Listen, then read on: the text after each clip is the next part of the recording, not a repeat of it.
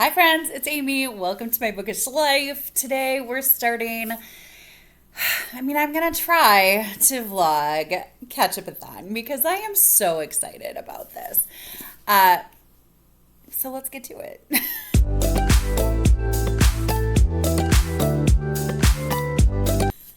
So I'm starting with The Book of Cold Cases by Simone St. James. This is actually my bacon, so this is the book that I'm most anticipating.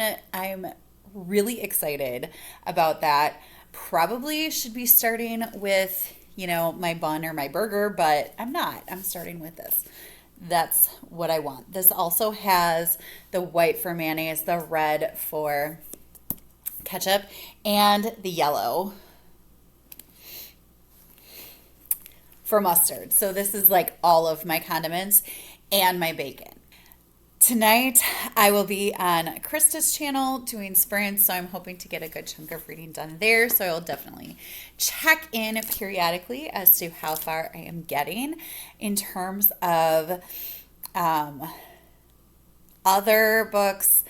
I originally said in my TBR video that I was going to do the wedding dress circle for my cheese because I thought that was my longest book. But then I looked through them again, and my longest book of the month is actually This Tender Land by William Kent Krieger. So that is what I'm going to be doing for my cheese. So I can have cheese on my burger.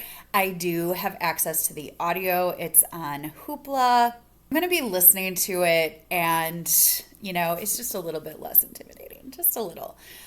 I think that one's going to be a really difficult read. I know that it has some pretty intense topics in it that I'm not necessarily looking forward to. I will see you later. Hello, it is the first Tuesday of Ketchupathon. I am about halfway through The Book of Cold Cases by Simone St. James. I am loving this book so much. I am a little bit mad at myself that I have waited this long to pick it up. I got it in March. But it's so good. It's so good.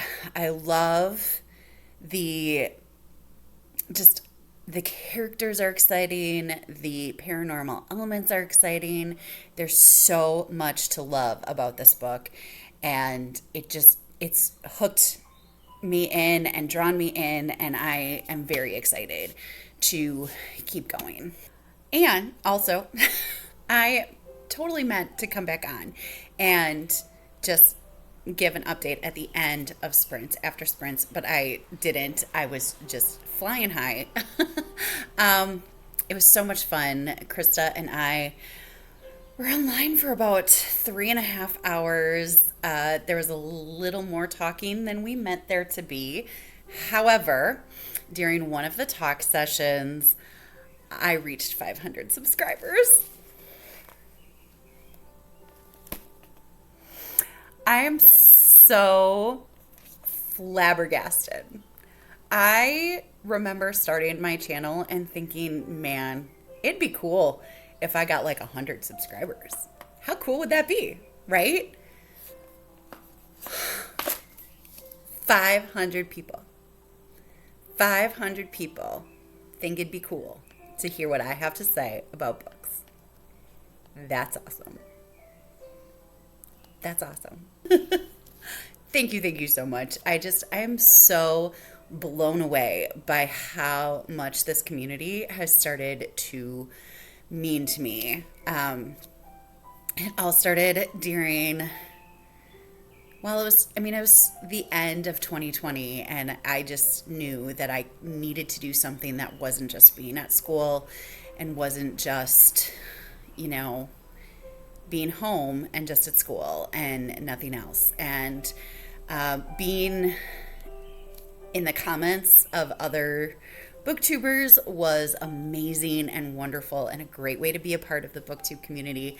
But the encouragement that I had from so many people to actually start and try doing this on my own was just amazing. And I am so thankful every day for everybody that has encouraged me and for everybody that has hit like, for everybody that has subscribed, for everybody that has commented.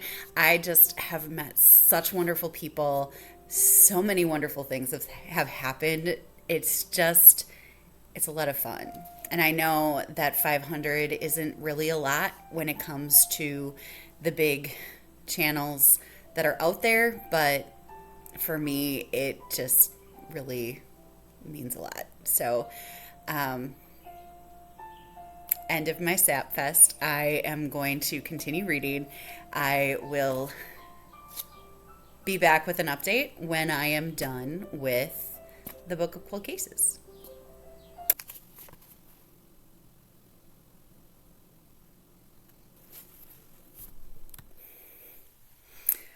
Hello. It is Wednesday night, and I just finished the Book of Cold Cases by Simone St. James. I loved this book. I loved it.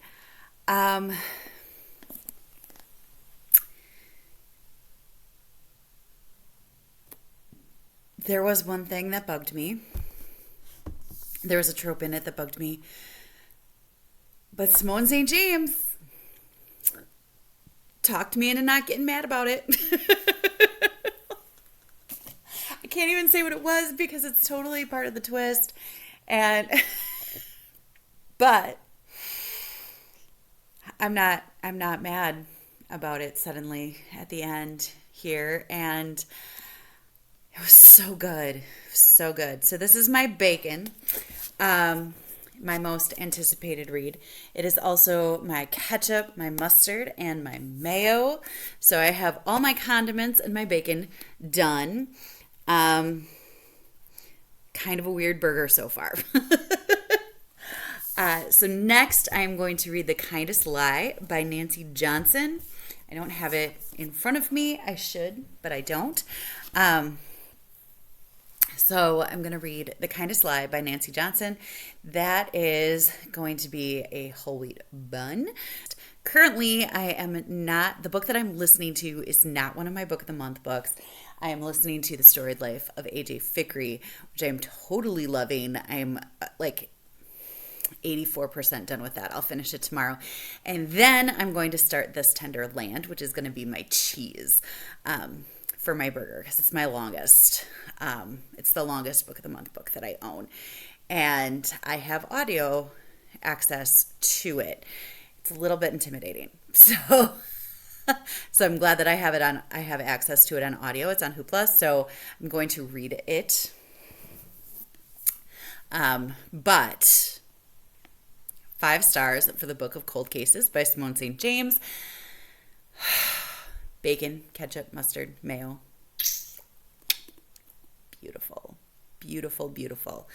Yeah. So that's all the updates I have for you. Did I say it was Wednesday? It's not Wednesday. It's Tuesday. Okay. It's Tuesday. It's Tuesday night. Why am I so off? I'm so off. I'm so off. Anyway, it is Tuesday. It is Tuesday, and I have finished my first book. I have finished my first book for Ketchupathon. Very excited to have this on my red pile for the readathon. Very excited to get going on some more. So I will talk to you later. Hello, it is Wednesday for real this time, and I am,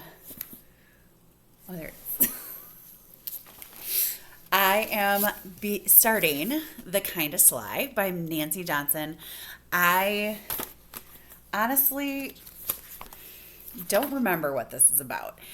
I saw an interview of Nancy Johnson. I think it was on Friends and Fiction, And she was talking about this, her debut novel, and how excited she was for it. And then the next month, soon afterwards, I saw it as a book of the month pick. And so this is from February of 2021.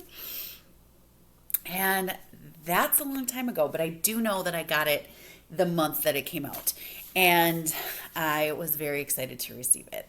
Then I very promptly did not read it, as is the case often when I'm very excited about books. So I'm not 100% sure what this is about. So, in what I've read so far, they are all sitting and waiting to see if Obama has won the election.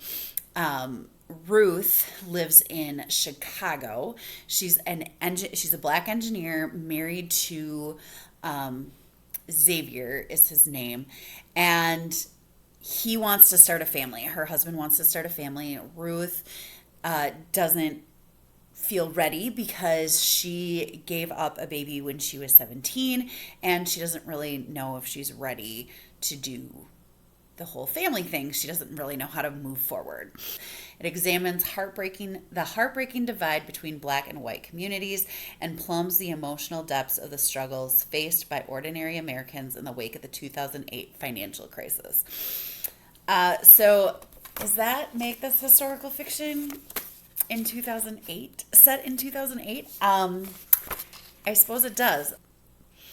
You know, authors have a way to make their books sound wonderful, but she really did. She made it sound wonderful.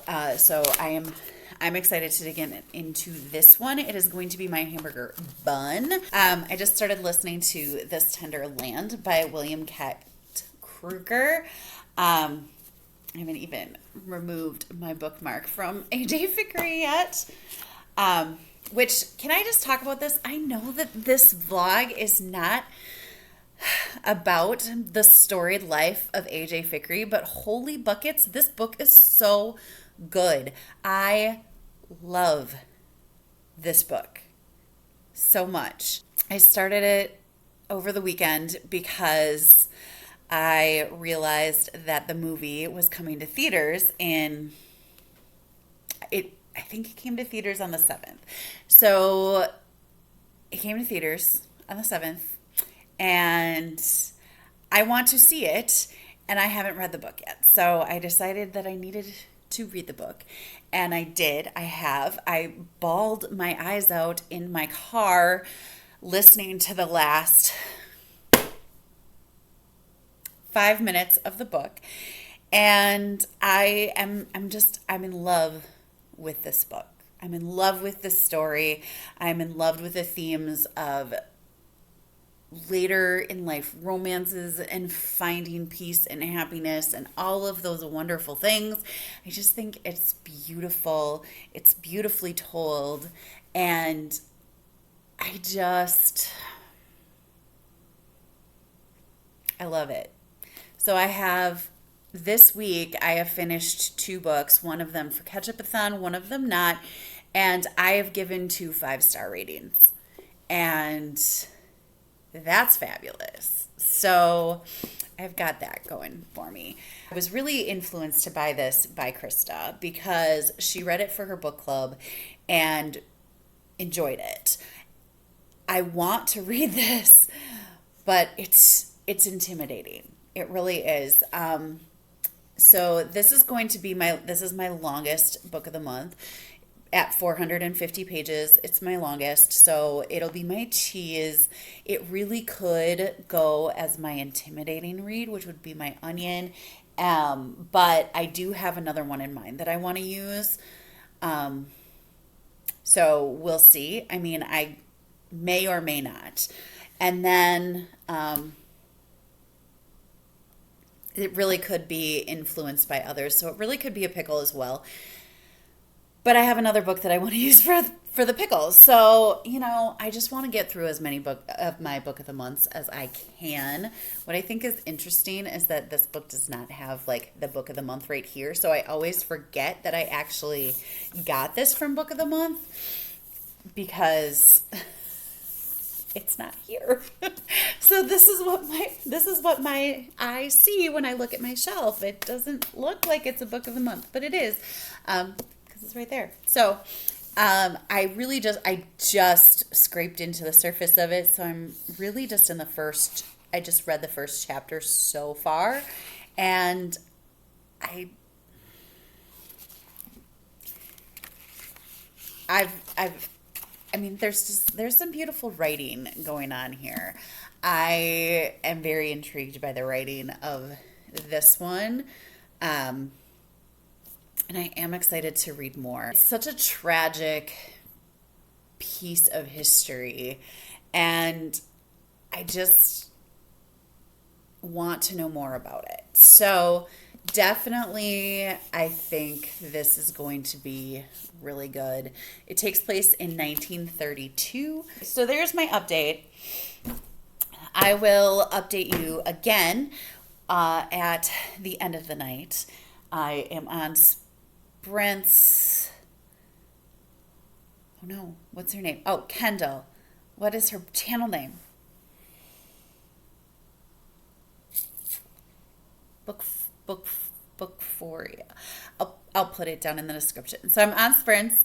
Kendall is doing sprints, so I am watching her sprints right now. She has Live on, and Liv's Library, I think, is her channel name. I'll put that in the description as well, because they're just both really, really fun. They're really fun people, so you should check them out if you haven't done so already. But I am getting some reading done. I will update you again when I am farther. Good morning.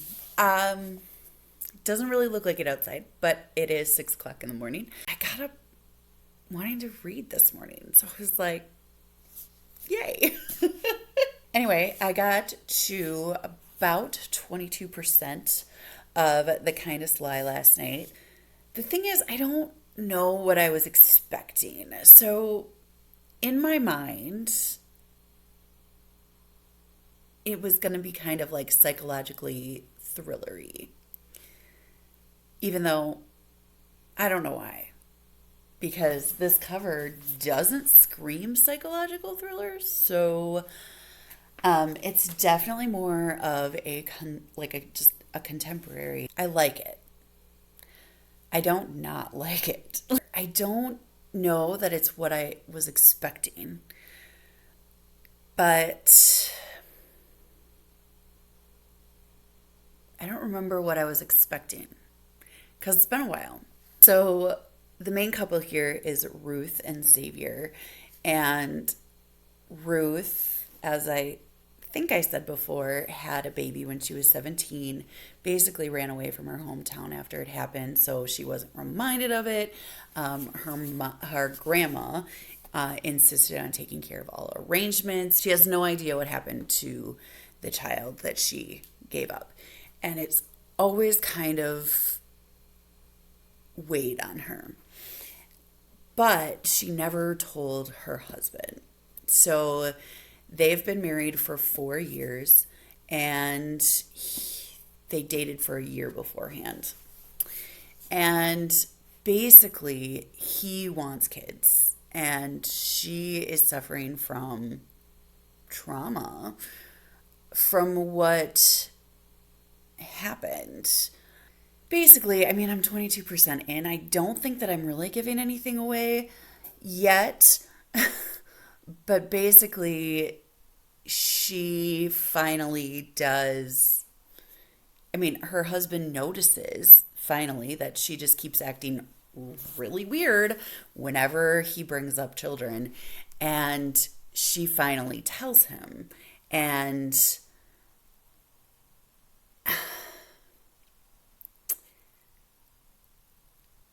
I can't say whether his reaction is authentic to what it would be,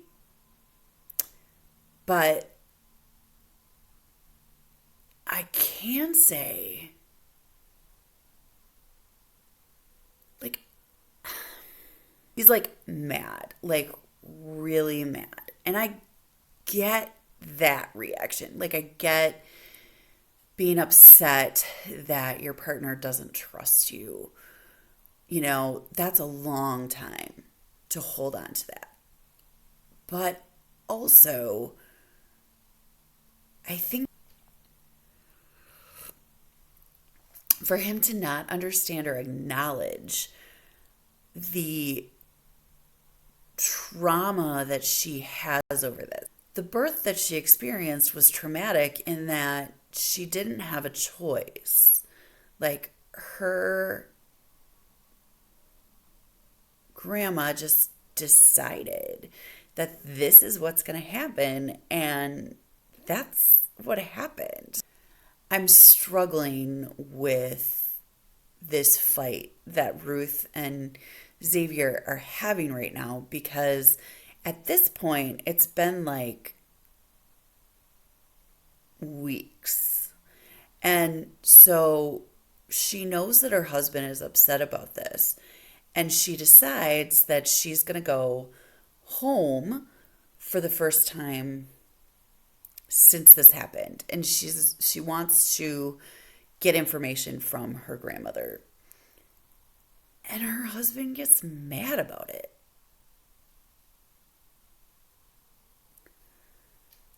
Which, he's mad at her because she doesn't know anything. She wants to find out stuff, and he gets mad at her for that. Like, he's just at this point, it's been 2 weeks. He's just at this point getting mad for the purpose of getting mad. Like, he's not even thinking about this. And the thing is, he says, I even told you about my mom stepping out on my dad, and you didn't tell me this. How are those equal situations? They're not. Can that be traumatic for you, young man? Yes. Yes, it can. Was it physical and emotional, and rip you completely from your family for the last 5 years? No, it did not. It didn't. Not once. I don't know, maybe, but there's no indication that at any time did he ever ask her why she doesn't go home.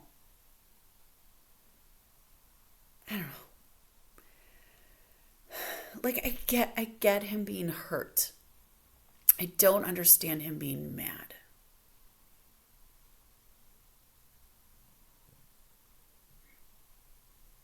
Anyway, I just ranted about this book, but I feel like I'm getting so, like, I feel like I'm attached to these characters, like, I don't like the choices that they're making, but I feel an attachment to them. And I think that really shows how immersed in the writing I am.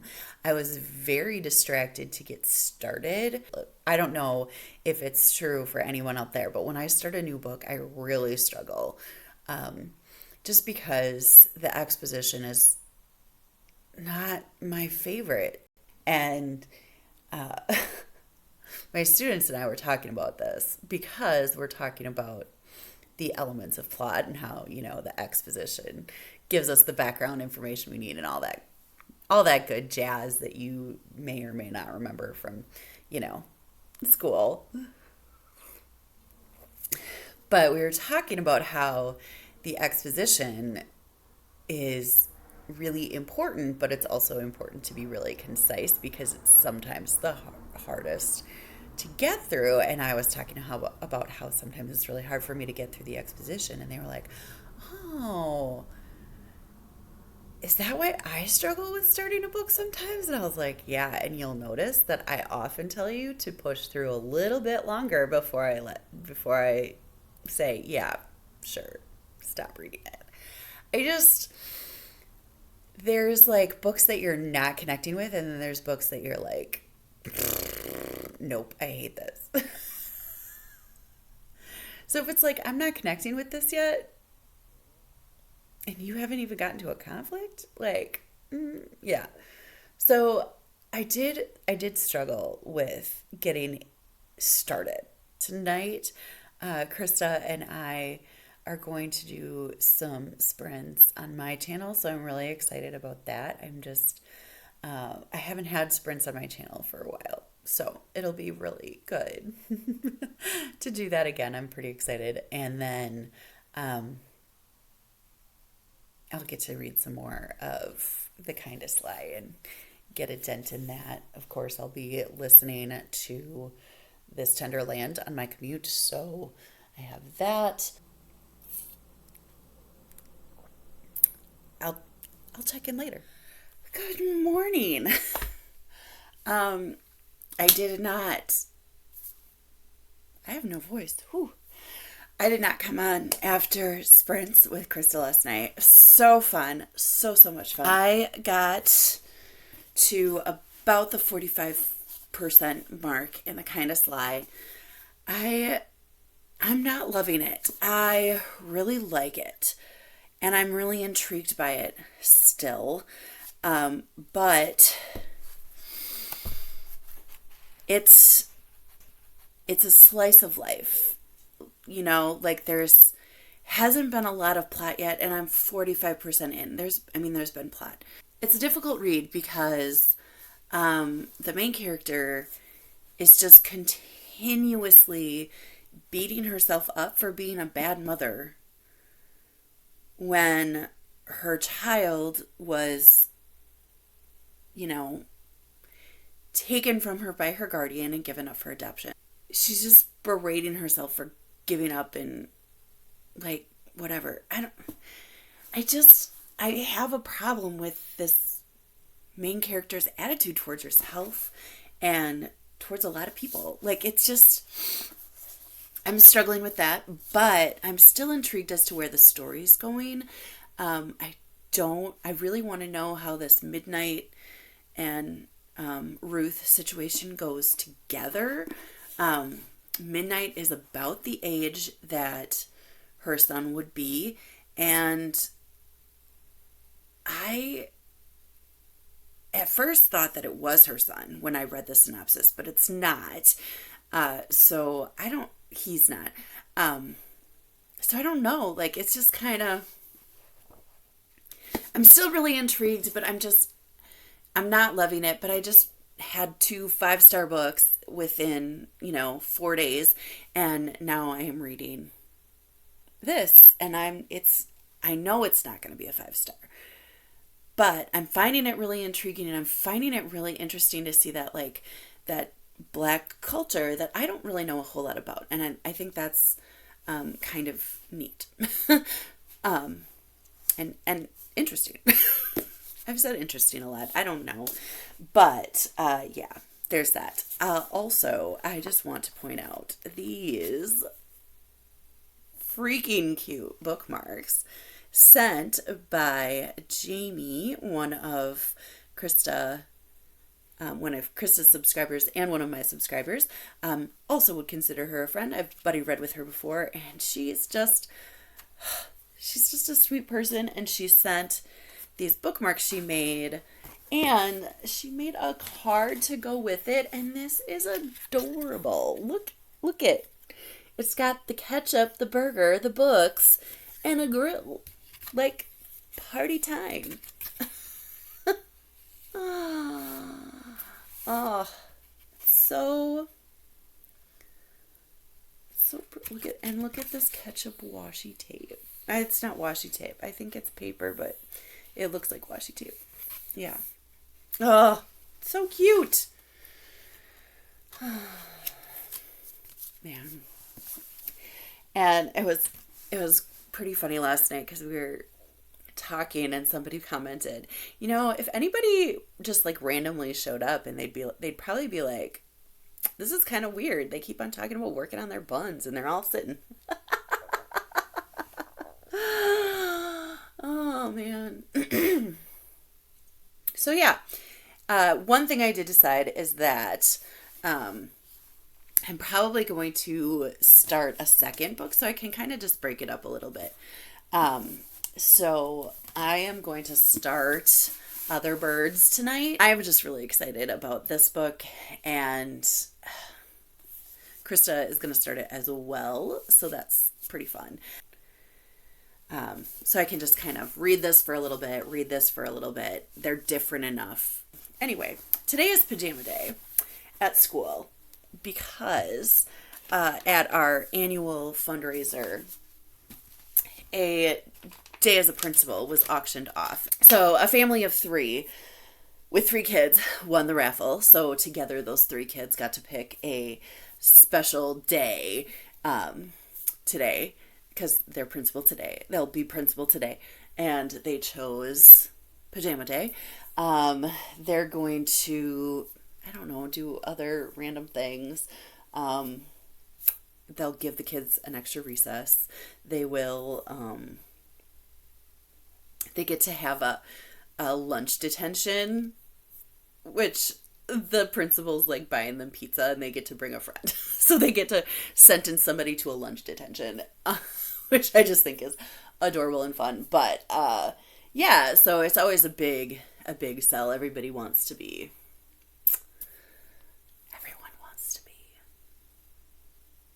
the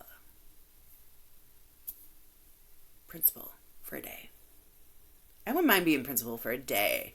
This is all the other stuff they have to deal with. I couldn't do it for more than a day. So anyway, I'll talk to you later. Hi, it has been a while since I have updated. I didn't really feel like making a clip this morning, so it is now Saturday night. It's like 8:30 Saturday night. I have started Other Birds. Krista and I decided to read this together when we were doing sprints on Thursday night, and I'm about 2 chapters in, and I'm just already falling in love with the writing and just all the whimsical wonderfulness of this. It's really interesting being able to talk with Krista about it because we're both noticing different things about the story that's coming together. So that's really cool. I am 33% into This Tender Land. I am mostly listening to this one. So I haven't read a lot of, or I haven't gotten to a lot of it today. However, this is a heavy story and it is difficult to, it's not a book that I could say that I like, but I do love just the storytelling, and the writing is gorgeous, and I am really enjoying the characters being developed within this story, especially those of Emmy and Odie, Alfred, and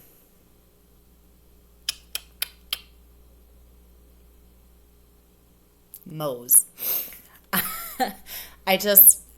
They are really great characters, and I really like them. And it's a difficult read, but it is a really good one. So I'm enjoying that. The Kindest Lie, I am over 50% done with. This is a hard book to read, and it's difficult to read because, I don't know if you can see, it's difficult to read. It's difficult to read because the main character and her family encounter so much racism, and it is really difficult to read about. It's, the same kind of difficulty as this, but whereas I love Mose and Alfred and Emmy and Odie, I'm not as connecting as much to these characters. I feel heartbroken for Ruth because she's so hard on herself. And Midnight, the young boy, is so, like, his narration parts just feel a little like short, choppy. They don't seem, I don't know. I'm I don't know. I still don't know why midnight is important in this story. I don't know I really don't know a lot yet, and it's 50% in. It is very difficult to read about certain elements of this. I just need to read it slowly. That's just what it is. The story that is created, it's very character driven. There isn't a ton of action. There's a lot of there's a lot of political discussion among the characters, which makes sense because it's about the financial crisis in 2008. There's a lot of heaviness in this one. And the fact that I was alive during this action probably is also a weight as well. So this one is going a little bit slower than I thought it would, but I am still enjoying it. I mean, I am, but it is what it is. I do have a couple hauls that I wanted to share just because they happen to, arrive on my doorstep during Ketchupathon. Well, one arrived at my doorstep during Ketchupathon, and one was actually a haul from a used book sale that I went to on Thursday night that I haven't sat down and shared with you yet. So the first one is a Pango Books order that I purchased from Krista, and I got some books for my classroom. This is the Green Glass House series. So I have Green Glass House, The Ghost of Green Glass House, and Blue Crown, a Green Glass House story. One of my students has read Green Glass House and absolutely loves it. She's only read the first one. She wants to go on to the second one, but I don't actually have it in my classroom. I read the Green Glass House. I loved it. I don't know that I want to continue with the series, but I might at some point. However, the fact that I do have an interest in this series for my classroom, it was enough for me to go ahead and pick it up when I saw it on Krista's Pango store. The other one that I got from my classroom is Ready Player One. This book I have as an Audible book because Will Wheaton narrates it, and I'm really excited to listen to it that way. However, it also has like this video game, dystopian kind of feel to it, and I just really thought I have some students that could really enjoy this and wanted to get it in my classroom. So again, when I saw it available from her store, I thought, why not? So this is for my classroom as well. But the one that is just for me actually is a book of the month, which is perfect for Ketchupathon.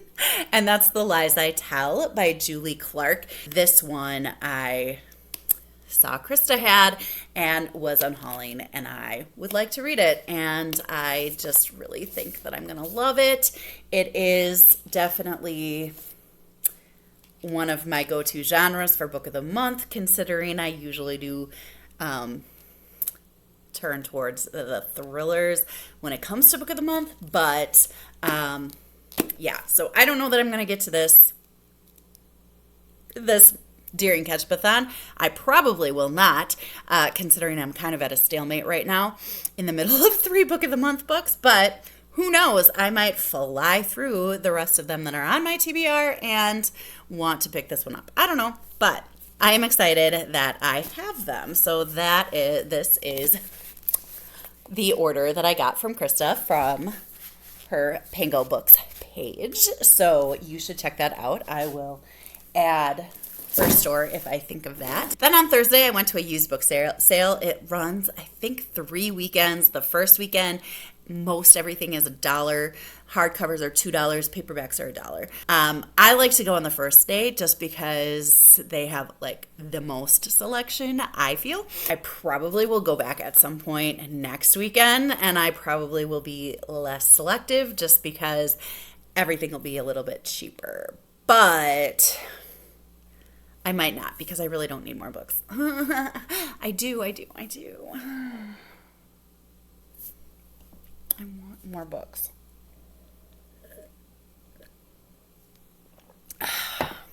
Water. Okay. So,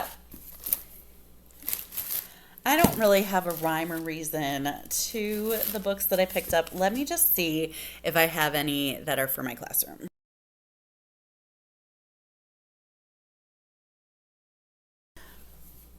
The number of these books that I picked up because of the wonderful Krista, insane. I have divided these into books for my classroom, books that Krista influenced, and books that I picked up because I thought they looked good. And one of those, actually, when I showed them to Krista, she was like doubled on the recommendation. So one of them was recommended by Krista, but I already had it. But anyways, let's start with the ones for my classroom. So for my classroom, I got In the Footsteps of Crazy Horse by Joseph Marshall III. This is an Own Voices American Indian Youth Literature Award winner for Best Middle Grade Book. It follows a Lakota boy, Jimmy McLean, who is half white, half Lakota. Well, his father is half white, half Lakota, and his mother is Lakota. And he is just kind of trying to understand his Indian culture better. We had a presenter come in for professional development, and she talked about books and finding engaging reads, and this was one of the books that she recommended very highly. And when I saw it at the sale, I thought it would be really a good idea to pick it up. So that is In the Footsteps of Crazy Horse. It's in wonderful condition. And okay, this I noticed when I looked at it when she had it. There is not a ton of illustrations, but there are illustrations like on the chapter title pages, and they're really pretty. Like they're gorgeous. And then at the end, goodness gracious. At the end, there is a glossary. It says that it expertly intertwines fiction and nonfiction. And I don't know. I think it'll be really interesting to read and possibly share with my students. Then, these are some books that I just thought looked so good. And this one is Patty Callahan Henry. I try to pick hers up when I see them because I just love her writing. So I didn't actually even look at what this book is about. It's called And Then I Found You. So let's look at what it's about.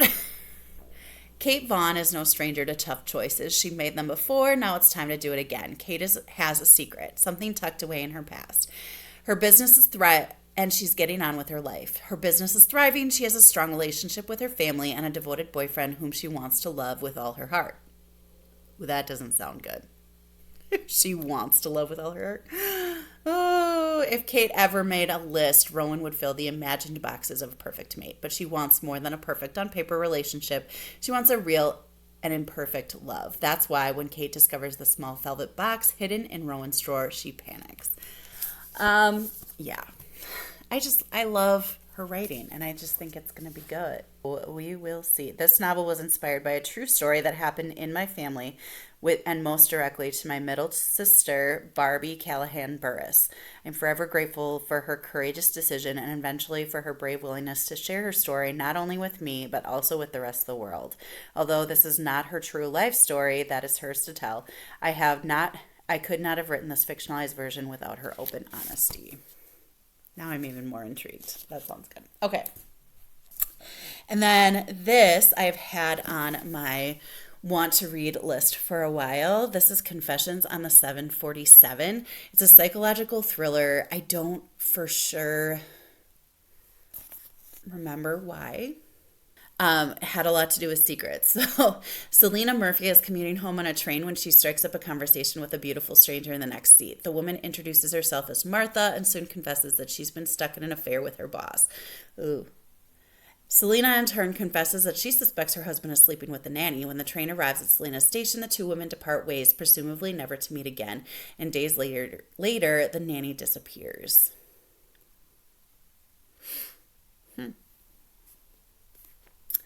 I feel like I heard about it on... I know I heard about it on a podcast or something. I don't know, but psychological thriller, secrets... ticked a lot of boxes. And then this is really about an author as well, Jenny Colgan. I really liked the bookshop on the corner. This is Little Beach Street Bakery. I love her writing. So when I saw a Jenny Colgan book, I decided to pick it up. And then and then this is the one that I picked up because it looked good, but then it was Krista saw it and was like, oh yeah, that's good. So this is I Was Anastasia by Ariel Lawton, and this follows the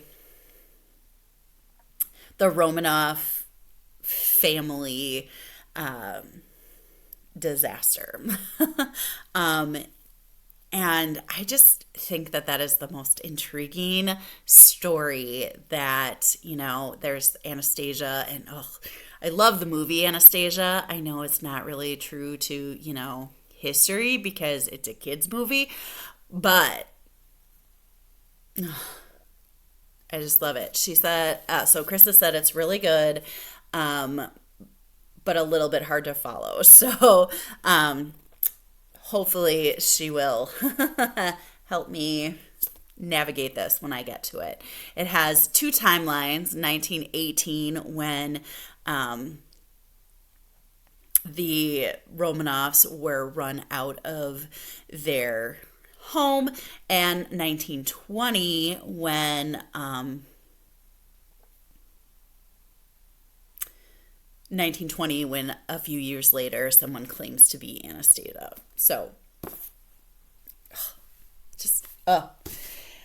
all right, and then these last three I heard about on Krista's channel. So All the Lonely People by Mike Gale. This is one that she read for her book club, and I was unable to participate in that one. So I just wanted to get it on my shelf so that I could read it. I think it's going to be great. $1 seemed like a good price for that. This has a gorgeous cover, and I just remember her raving about it.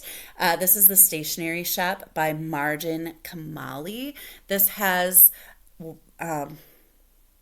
just a beautiful love story in it, and it takes place in a different culture, and I just really think it's going to be great, so I'm excited for that one.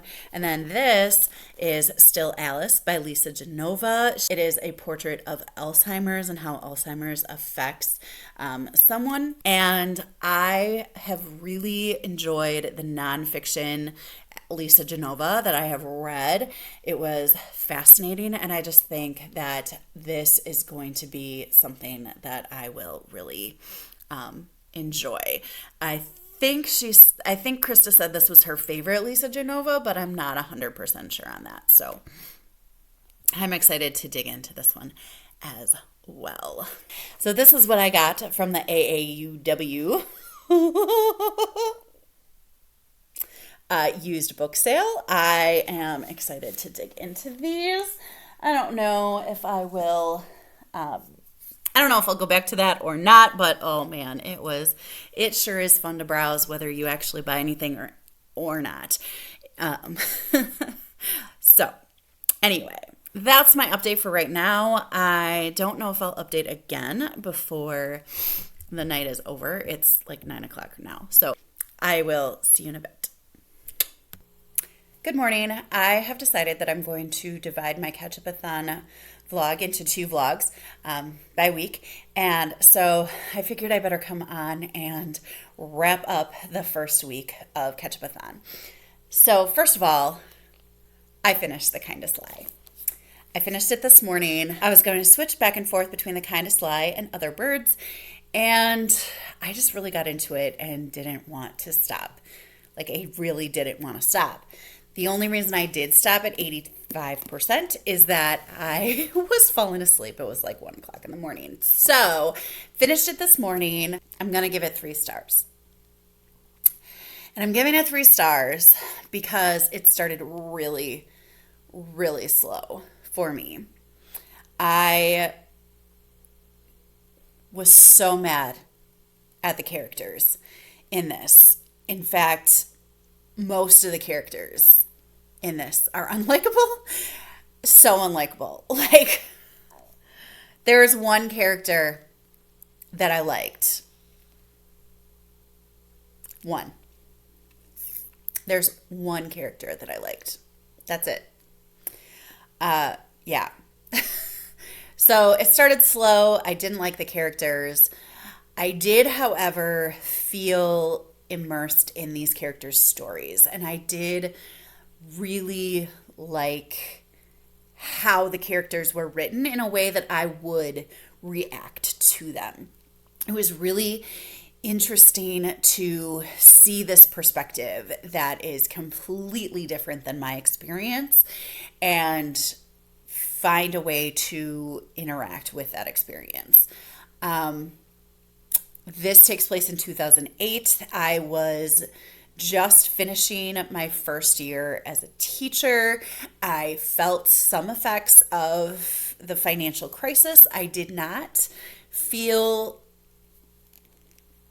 as much as a lot of people. I was very, very blessed with what I had and where I was in life, that it didn't affect me as much as a lot of people. And seeing how much of an effect it had, and seeing the political divides and the racial divides, and it was very eye-opening, to say the least.